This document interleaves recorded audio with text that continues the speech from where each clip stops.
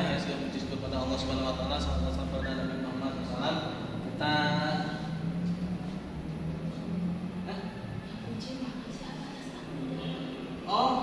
ini iya. Saya pikir karena mau saya ini gimana saya? Gimana biar hasil saya positif? Kuncinya apa?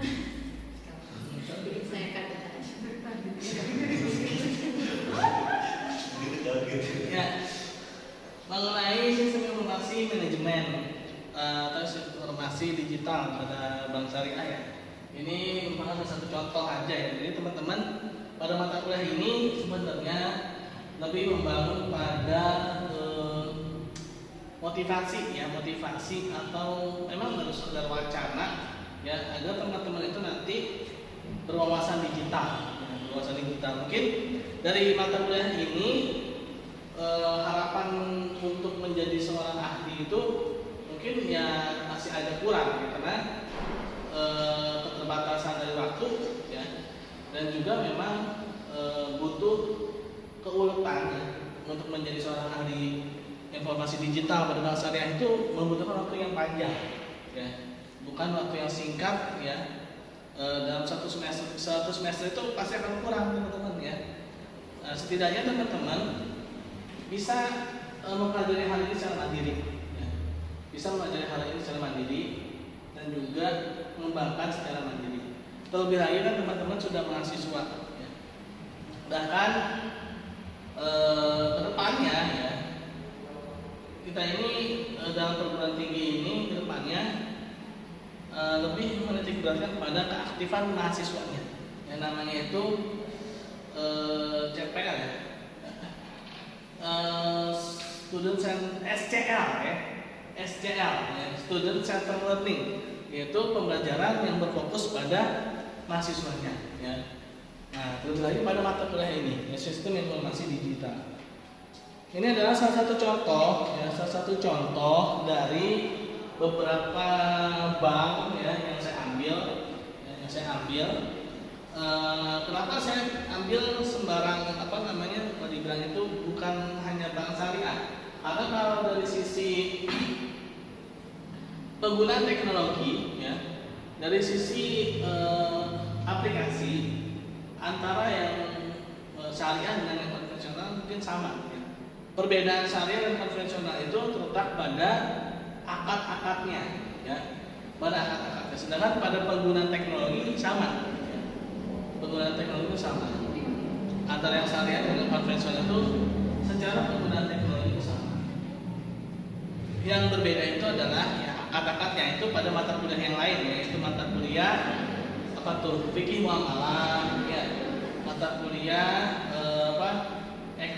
ekonomi mikro syariah ya. Mungkin di situ teman-teman akan menemukan perbedaan antara ekonomi syariah dan ekonomi konvensional. Tapi kalau pada mata kuliah sistem informasi digital Bank Syariah ya, teman-teman nggak akan menemukan perbedaan yang signifikan ya, nggak akan menemukan perbedaan yang signifikan. Nah, mungkin cenderung sama ya, mungkin cenderung sama. Yang ingin dibangun di sini adalah agar teman-teman itu semakin menyadari juga ya, bahwa kita kedepannya ini tantangan itu semakin berat ya, dengan munculnya sistem digital ini ya, munculnya sistem digital berarti akan menghilangkan ya, beberapa lapangan pekerjaan, tapi di sisi lain dia juga akan melahirkan beberapa lapangan pekerjaan. Nah, dari sini teman-teman harus bisa jeli melihat lapangan pekerjaan apakah yang akan muncul ya, lapangan pekerjaan apakah yang akan menjadi opportunity ya, peluang-peluang yang mana teman-teman itu bisa isi di situ ya. Jangan sampai kita salah memilih. Contoh dalam dunia perbankan ya, fungsi teller ya, itu sudah terancam ya, dengan munculnya ATM ya. Dengan munculnya ATM, teller itu sudah ya, mungkin kalau setoran tunai pun sekarang juga banyak pakai ATM ya. ATM setoran tunai itu sekarang sudah mulai tersebar di beberapa tempat, di beberapa bank-bank seperti BCA, Mandiri, BNI ya, itu udah punya ATM setoran semua ya. Mau transfer bisa pakai ATM, mau apa lagi? Tarik bisa pakai ATM kan? Nah terus teller buat apa coba? Ya. Nah itu berarti apa? Ada lapangan pekerjaan yang akan ditutup, ya, akan berkurang dengan adanya sistem informasi digital ini.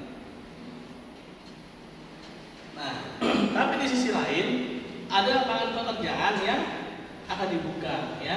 Apa tuh? Teknisi ATM, ya. Terus apa lagi?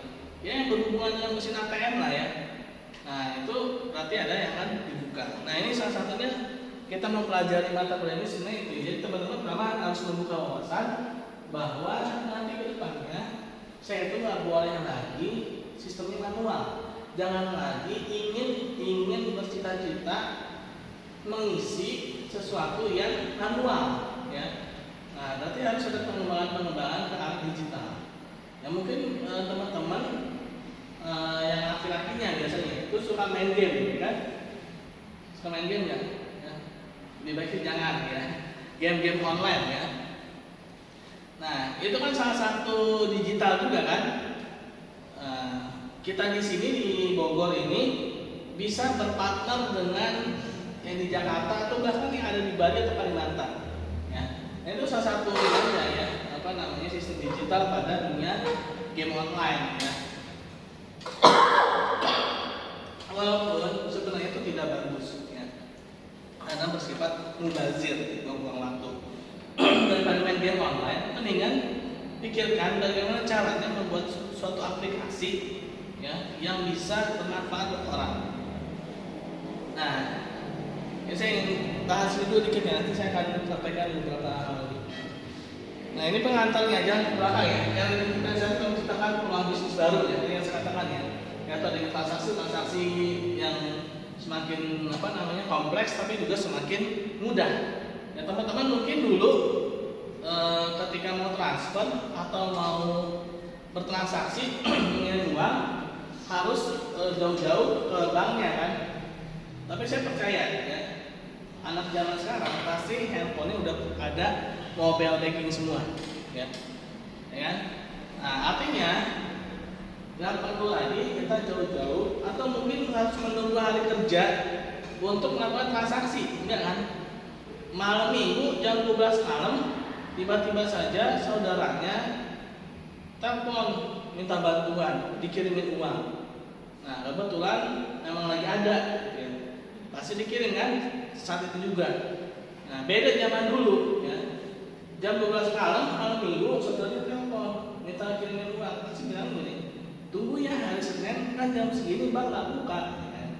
Nah tapi kalau sekarang enggak kan, jawabannya oke, saya kirim. Nah, walaupun itu malam minggu jam 12 malam ya, yang pasti itu beneran saudaranya ya, bukan yang lain ya.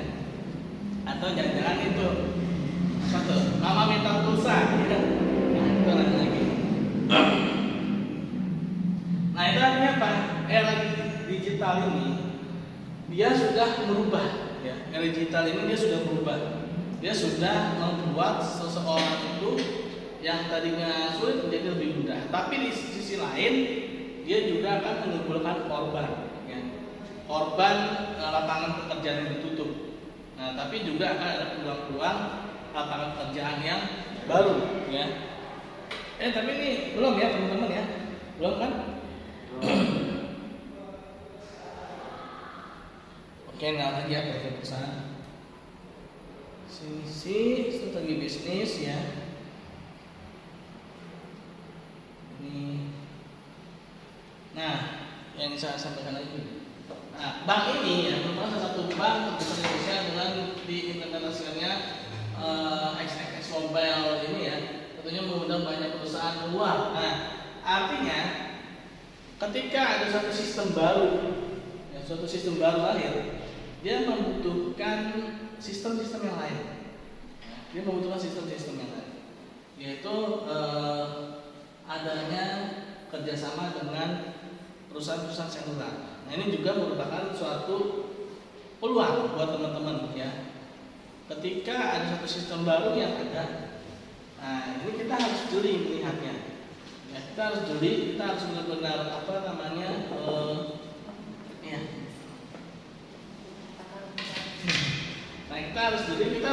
teman-teman bisa melihatnya secara lihai ya. Dia ini kuota dengan peminatnya seimbang ataukah kuotanya besar tapi peminatnya sedikit. Kenapa bisa sedikit? Karena yang ahli di bidangnya masih sedikit. Nah itu berarti apa? Itu peluang teman-teman untuk bisa masuk ke situ bisa lebih besar dan lebih cepat, ya. Dan juga bisa lebih menjadi orang pertama yang masuk ke sana. Ya. Nah dulu mungkin ada CDMA ya, sekarang CDMA udah nggak ada. Terus ada GSM. Nah ini adalah yang bisa dikerjasamakan, ya. Yang bisa diikutkan di dalam sistem informasi digital pada bank syariah ini, ya.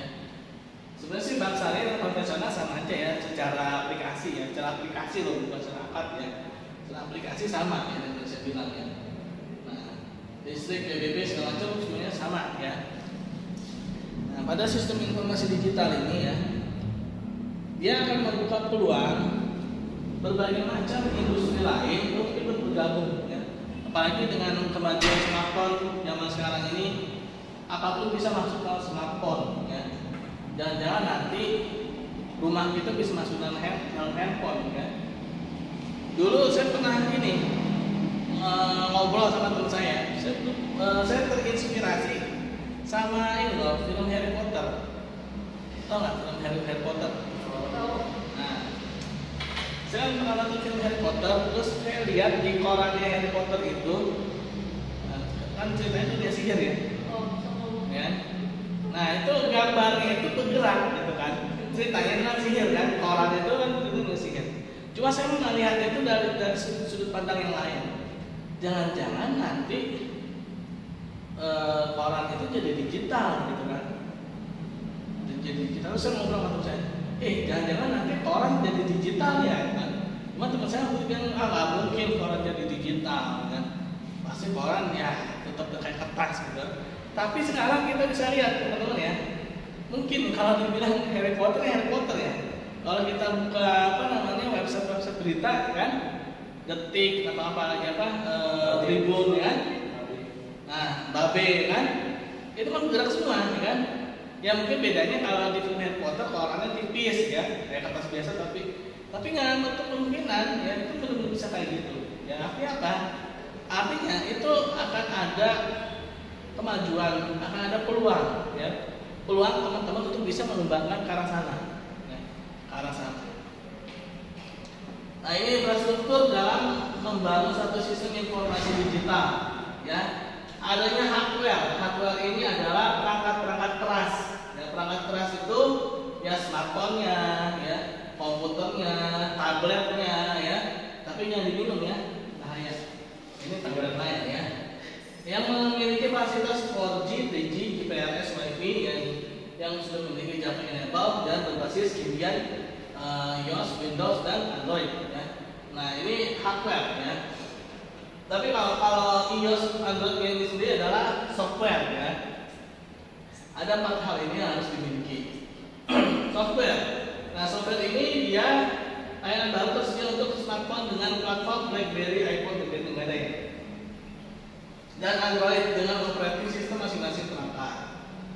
Lalu ada network, ada jaringan, komunikasi diterapkan menggunakan jaringan radio, wireless, dan GSM. Dulu ada CDMA, TDMA, sekarang tinggal GSM doang ya. Dulu tuh lama ya ada CDMA. Dulu teman-teman udah pernah ngerasain CDMA? Ngerasain Pak? Ya, CSD ya. Itu tahun 2000 berapa tuh terakhir CDMA? 2012 ya? Iya. 2012 CDMA, padahal nggak paham juga sih ya. Nah lalu storage, download size-nya ya. Nah storage yang dibutuhkan agar bisa menginstal aplikasi kurang lebih 20 MB. Nah ini infrastruktur 4 ini adalah hal yang mutlak diperlukan dalam membuat sebuah aplikasi ya, mobile banking ya. Mungkin storage bisa beda-beda ya. Ini saya ambil salah satu contoh aja. Nah pengguna ya, semua nasabah pada bank ini ya dia bisa menggunakannya ya, dan dia bisa memakainya. Tapi sekarang ada yang lebih menggetarkan dunia perbankan. Ya. Apa itu? Fintech, ya, tahu fintech? Tahu Pak?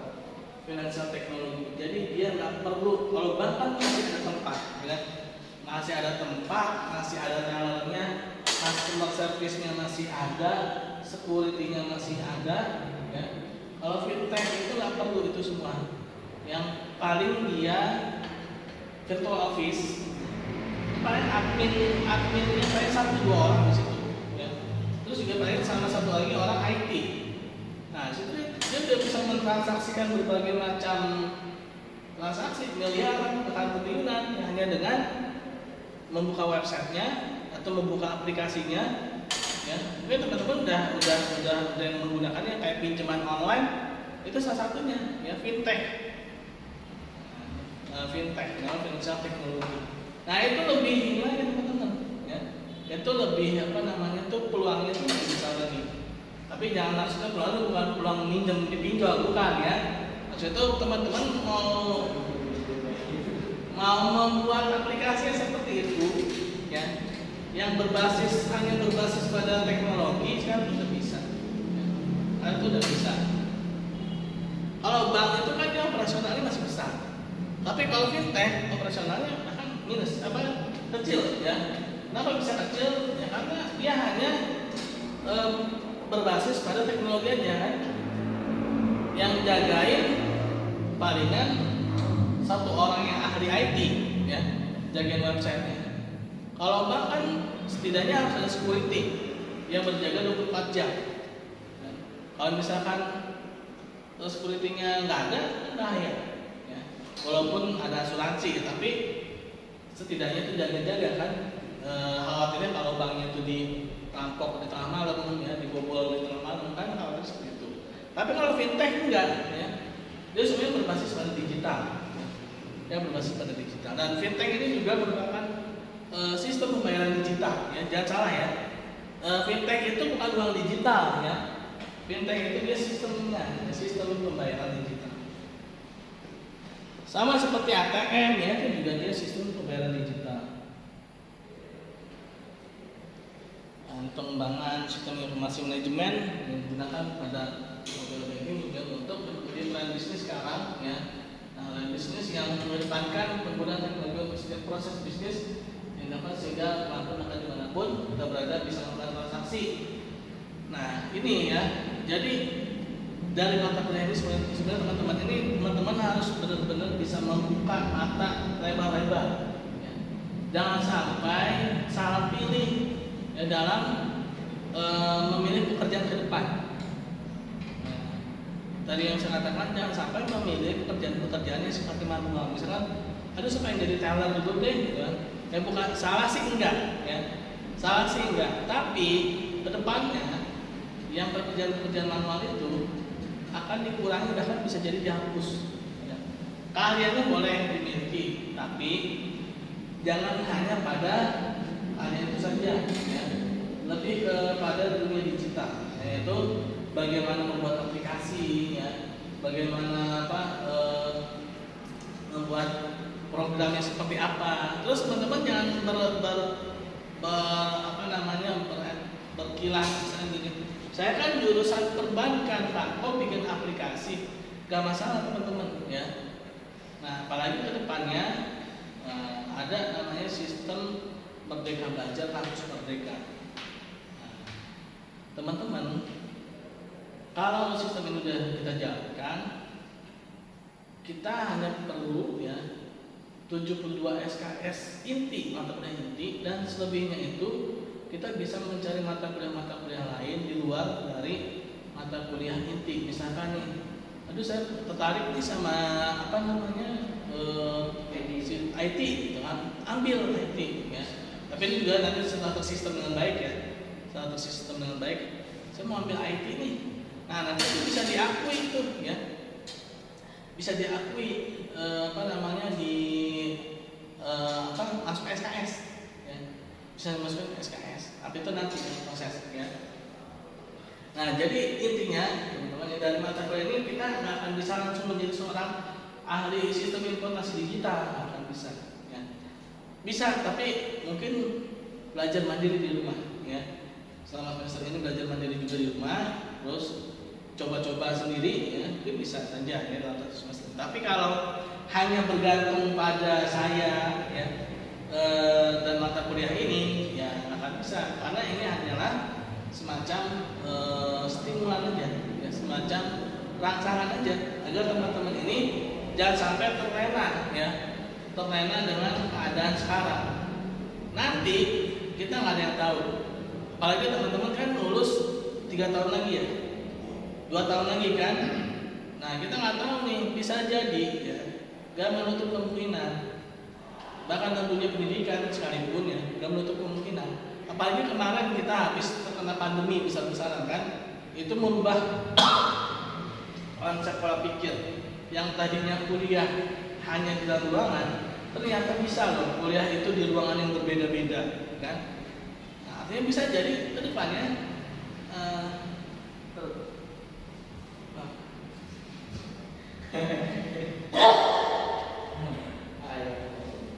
bisa jadi ke depannya kampus itu cuma virtual office doang, nggak menutup kemungkinan loh. Kampus itu cuma virtual office doang, misalkan ya. Institut Agama Islam Syahid Bogor, cuma virtual office. Nah, dosennya ada di mana? Ada di Kalimantan, mahasiswanya ada di Bogor. Ayo kita kuliah, open Zoom kayak biasa kita ke WA kan. Ayo masuk. Nah, buka Zoomnya, kuliah mulai. Bisa jadi kayak gitu ya. Karena memang bisa jadi ke depannya kita akan seperti itu ya. Tapi malah entah kapan ya, entah kapan. Tapi kita harus bersiap-siap seperti itu ya. Yang tadi saya bilang ya, orang ya, itu sekitar tahun berapa tuh?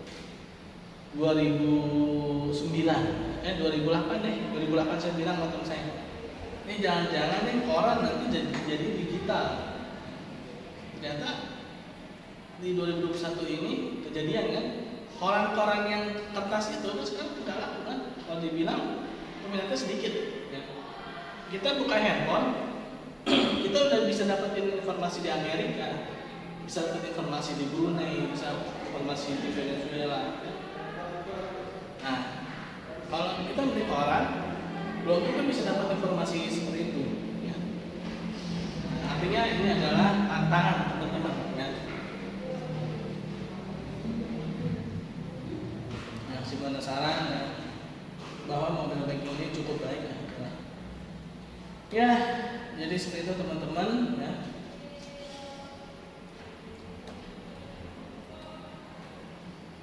Ada yang ingin ditanyakan?